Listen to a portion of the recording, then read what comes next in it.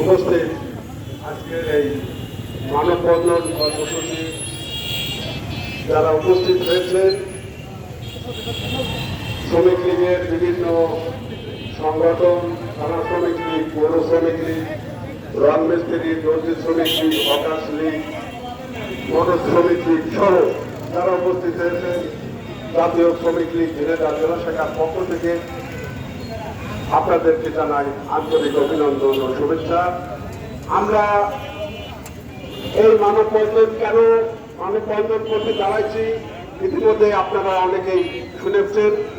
আমাদের প্রিয় নেতা ঝিনাইদহ জেলা আওয়ামী লীগ সাধারণ সম্পাদক সাইদুল করিম মিন্টুর মুক্তির দাবিতে আমরা আজকের এই মানববন্ধন করছি। প্রিয় ভাই আমার, ঝিনাইদহ আজকে সেই 86 সাল থেকে সাইদুল করিম মিন্টু ছাত্রলীগ, স্বেচ্ছাসেবক লীগ, আওয়ামী লীগের বিভিন্ন পর্যায় থেকে আজকে জেলা আওয়ামী লীগের সাধারণ সম্পাদক হয়েছেন। এই ঝিনাইদহ মানুষ তাদের চেনে, মানুষ তার চেনে, মানুষ জানে সাইদুল করিম মিন্টু কেমন এবং কি ধরনের লোক। আমার বিশ্বাস সাইদুল করিম মিন্টু কোন হত্যা সাথে জড়িত থাকতে পারে না। আমি তার সাথে দীর্ঘ 35 বছর রাজনীতি কর্মী হিসেবে আছি। আমার জানা মতে তার দ্বারাই এমন কোনো কাজ হতে পারে না। সে একজন মানবিক নেতা, তার পক্ষে একজন হত্যাকারী হতে পারে না।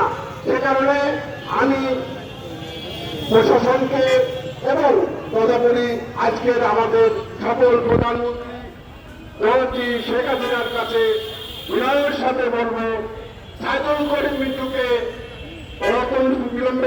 অনতিবিলম্বে মুক্তি দিন এবং ঝিনাইদহ মানুষ তার জন্য অপেক্ষা করছে।